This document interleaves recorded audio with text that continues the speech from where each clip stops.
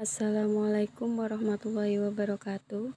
Baiklah, saya Ratna Dewi Safitri dari kelas ESC akan mempresentasikan tentang analisis jabatan manajemen sumber daya manusia. Yang pertama yang akan dibahas tentang analisis jabatan. Analisis jabatan adalah proses, metode, dan teknik untuk memperoleh data jabatan serta mengolahnya menjadi informasi jabatan atau informasi pekerjaan. Yang pertama itu ada informasi jabatan adalah hasil analisis jabatan berupa uraian jabatan atau desain pekerjaan dan peta jabatan. Yang kedua, uraian jabatan adalah informasi yang memuat tentang nama jabatan, uraian jabatan, hasil kerja, wewenang tanggung jawab, saran kerja, syarat jabatan, dan lainnya. Yang ketiga itu peta jabatan adalah susunan nama dan tingkat jabatan struktural dan fungsional yang tergambar dalam suatu struktur organisasi.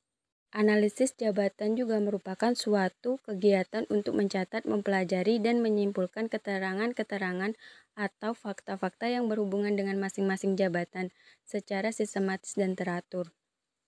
Seperti apa yang dilakukan pekerja pada jabatan tersebut, apa wewenang dan tanggung jawabnya, mengapa pekerjaan tersebut harus dilakukan, bagaimana cara melakukannya, alat-alat dan bahan-bahan yang digunakan dalam melaksanakan pekerjaannya, besarnya upah dan lamanya jam bekerja, pendidikan, pengalaman dan latihan yang dibutuhkan, keterampilan, sikap, dan kemampuan yang diperlukan untuk melakukan pekerjaan tersebut. Analisis jabatan dilakukan terutama untuk menyelidiki fungsi, peranan, dan tanggung jawab sesuai jabatan. Hasil analisis jabatan ini akan memberikan gambaran tentang tugas dan tanggung jawab setiap pekerja. Pemakaian atau analisis jabatan pada umumnya digunakan untuk kelembagaan, kepegawaian, ketatalaksanaan. Yang pertama itu kelembagaan. Di dalam kelembagaan itu terdapat penyusunan organisasi baru pendukung, penyempurnaan organisasi yang sekarang, peninjauan kembali, alokasi tugas, wewenang, dan tanggung jawab setiap jabatan. Yang kedua itu ada kepegawaian. Yang pertama itu rekrutmen, seleksi, atau penempatan. Yang kedua penilaian jabatan atau evaluasi jabatan. Yang ketiga penyusunan jenjang karir atau career planning. Yang keempat itu mutasi atau promosi, rotasi, atau kaitannya erat dengan yang bagian C, penyusunan jenjang karir. Yang selanjutnya program perlatihan. Selanjutnya ketata laksanaan. Di dalam ketata laksanaan itu ada tata laksana dan tata kerja atau prosedur. Analisis jabatan mencakup ada dua elemen. Yang pertama, uraian jabatan atau disebut job description. Yang kedua itu spesifikasi jabatan atau job specification. Yang pertama, uraian jabatan atau job description. Uraian jabatan adalah suatu catatan yang sistematis tentang tugas dan tanggung jawab suatu jabatan tertentu yang ditulis berdasarkan fakta-fakta yang ada. Penyusunan uraian jabatan ini adalah sangat penting, terutama untuk menghindarkan terjadinya perbedaan pengertian, untuk menghindari terjadinya pekerjaan rangkap, serta untuk mengetahui batas-batas tanggung jawab dan wewenang masing-masing jabatan. Yang kedua itu ada spesifikasi persyaratan jabatan.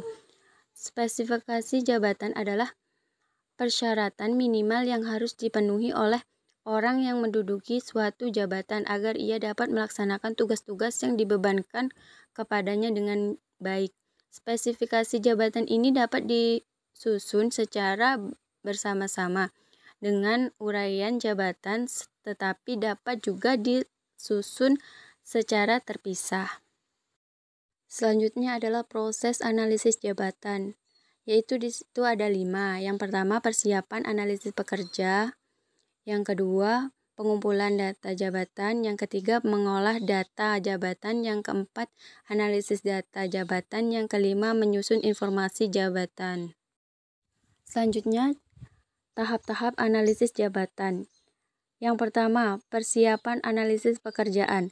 Menyusun daftar pertanyaan atau kuesioner mencakup status dan identifikasi pekerjaan, fungsi, tugas-tugas, tanggung jawab, dan standar presentasi kerja. Model kuesioner memungkinkan analisis untuk mempelajari banyak pekerjaan secara bersamaan dengan biaya relatif murah. Yang kedua, pengumpulan data jabatan. Di dalamnya ada 5, yaitu yang pertama, observasi. Observasi melakukan pengalaman visual langsung kepada karyawan yang sedang melaksanakan tugas. Yang kedua, wawancara. Mengumpulkan informasi pekerja melalui wawancara tatap muka dengan karyawan maupun atasan langsung. Yang ketiga, identifikasi pekerjaan. Setiap pekerjaan yang berbeda dalam organisasi diidentifikasi sebelum informasi pekerjaan dikumpulkan. Yang keempat ada logs, merupakan catatan yang disimpan karyawan pelaksana tugas-tugas analisis, menyiapkan formulir untuk mencatat pelaksanaan tugas-tugas. Yang kelima itu ada kombinasi. Analisis melakukan pengumpulan data dengan kombinasi teknik yang tersedia. Yang selanjutnya, eksistensi UMKM dalam pembangunan ekonomi. UMKM merupakan sektor usaha yang berinteraksi langsung dengan masyarakat, khususnya ekonomi menengah ke bawah. UMKM disebut sebagai usaha mikro karena memiliki cakupan usaha yang berbasis pada skala kecil atau mikro, yang mana sumber pendanaannya pun kebanyakan diperoleh melalui hutang. Pengelolaan manajemennya sendiri pun sangat minim, bahkan ada yang sama sekali tidak pernah mengalami sentuhan manajemen usaha.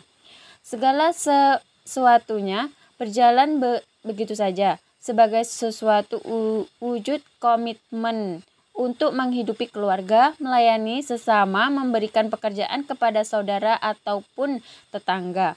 UMKM yang diakui peranannya dalam menggerakkan perekonomian seringkali merupakan pihak yang sangat lemah posisinya dalam berhubungan dengan sumber modal atau dana. Yang selanjutnya, tinjauan umum dari sejumlah studi. Hasil dari studi yang dilakukan penyimpulan salah satu aspek yang terkait dengan masalah pemasaran yang umum dihadapi oleh pengusaha UMKM adalah tekanan-tekanan persaingan baik di pasar domestik dari produk-produk yang serupa buatan pengusaha-pengusaha besar dan impor maupun di pasar ekspor. Yang selanjutnya itu keberadaan UMKM secara alami.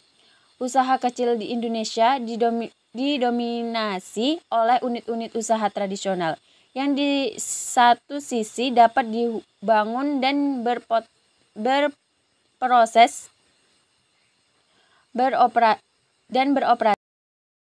Yang selanjutnya, kegunaan analisis jabatan. Yang pertama, penyusunan formasi atau kebutuhan pegawai. Dalam uraian jabatan memuat rincian tugas dan syarat pendidikan, dikaji beban tugasnya sehingga ketemu volume kerja, akhirnya dapat ditentukan jumlah pegawai yang dibutuhkan. Yang kedua, dasar pola karir atau penataan pegawai. Dalam uraian jabatan memuat rincian tugas dan syarat pendidikan, dikaji beban tugasnya sehingga ketemu volume kerja, akhirnya dapat ditentukan jumlah pegawai yang dibutuhkan. Yang ketiga, petunjuk kerja para pegawai. Dalam uraian jabatan memuat rincian tugas dan syarat pendidikan, dikaji beban tugasnya sehingga ketemu volume kerja, akhirnya dapat ditemukan jumlah pegawai yang dibutuhkan. Yang selanjutnya, pedoman sistem pengendalian internal. Di situ juga kita harus menguraikan jabatan, membuat rincian tugas dan syarat pendidikan, dan setelah itu dikaji tugasnya sehingga ketemu volume kerja, akhirnya dapat ditentukan jumlah pegawai yang dibutuhkan. Yang selanjutnya itu dasar penyusunan program diklat. Dasar penyusunan program diklat itu ya sama juga. Kita harus menguraikan jabatan, memuat rincian tugas dan syarat pendidikan. Setelah itu kita menemukan volume kerjanya, dan akhirnya kita menemukan pegawai yang dibutuhkan. Yang selanjutnya dasar penyempurnaan organisasi, dan yang terakhir dasar pengadaan pegawai baru. Yang selanjutnya itu kita akan membahas tentang yang dimuat di dalam uraian jabatan. Di dalam uraian jabatan tersebut ada nama jabatan, rumusan tugas, rincian tugas, hasil kerja, prosedur kerja, bahan kerja, perlengkapan kerja, tanggung jawab, wewenang, jabatan di bawahnya, hubungan kerja, kondisi lingkungan kerja, syarat jabatan. Di dalam syarat jabatan itu ada beberapa poin. Yang pertama, pangkat atau golongan. Yang kedua, pendidikan. Yang ketiga, diklat atau kepemimpinan teknis fungsional. Yang keempat itu pengalaman. Yang kelima, bakat. Yang keenam, minat. Yang ketujuh, temperamental. Mungkin hanya itu yang dapat saya presentasikan. Kurang dan lebihnya mohon maaf. Wassalamualaikum warahmatullahi wabarakatuh.